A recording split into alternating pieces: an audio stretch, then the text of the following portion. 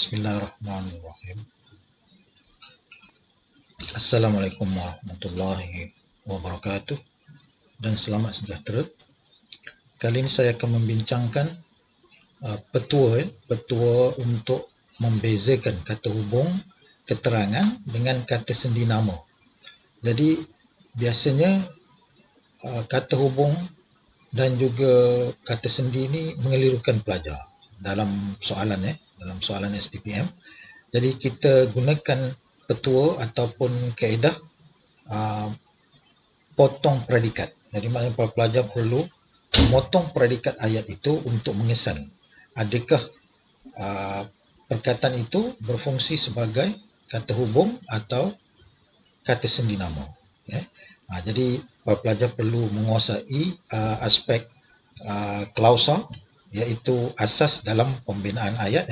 Jadi maknanya pelajar perlu memahami sama ada kata itu kekal sebagai kata ataupun sebagai frasa, dan juga pelajar perlu mengesan klausa, berapa klausa dalam ayat itu. Jadi kita lihat untuk yang pertama, kita lihat kata dengan. Jadi kita lihat bagaimana perkataan dengan ini boleh dibezakan sama ada kata perkataan dengan ini berfungsi sebagai kata sendi nama ataupun sebagai kata hubung keterangan. Jadi kita uji. Baik, untuk ayat yang pertama tadi, contoh ayatnya, ibu memotong sayur dengan pisau. Jadi kita uji dia dengan memotong predikat ayat itu, iaitu memotong sayur dengan untuk kita potong. Jadi maknanya apabila kita sambung kembali ayat itu, ibu pisau. Jadi maknanya ayat ini terbukti mempunyai satu klausa saja. Tapi kita lihat pula ayat yang kedua. Ibu memotong sayur dengan menggunakan pisau.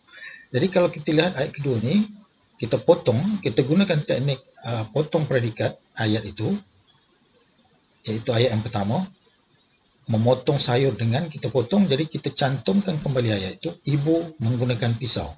Jadi maknanya ayat ini tadi mengandungi dua klausa. Satu, ibu memotong sayur, dan klausa yang kedua ialah ibu menggunakan pisau.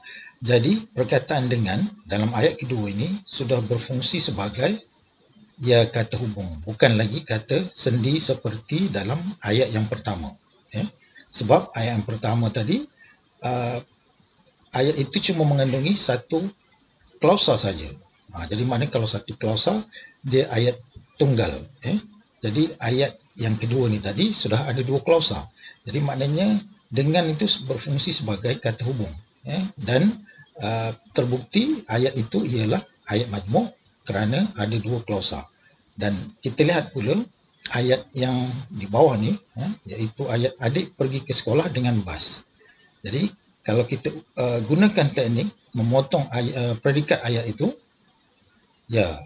adik pergi ke sekolah dengan bas.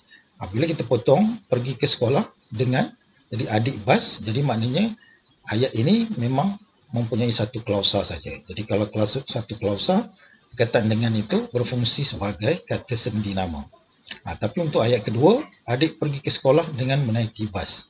Jadi kalau kita potong predikat ayat yang pertama, pergi ke sekolah dengan, jadi maknanya kita sambung kembali ayat itu, adik menaiki bas. Jadi maknanya ayat ini mengandungi dua klausa. Jadi dengan itu, perkataan dengan bukan lagi berfungsi sebagai kata sendi nama. Jadi dengan sudah berfungsi sebagai kata hubung, kata hubung keterangan cara. Dan terbukti bahawa ada dua klausa. Jadi mana ayat itu ayat majmuk. Jadi pelajar boleh menggunakan teknik ini untuk membezakan kata sendi nama dengan dan juga kata hubung keterangan dengan. Jadi untuk perbincangan ini cukup setakat ini. Jadi kita jumpa lagi dalam perbincangan yang lain. Sekian, terima kasih.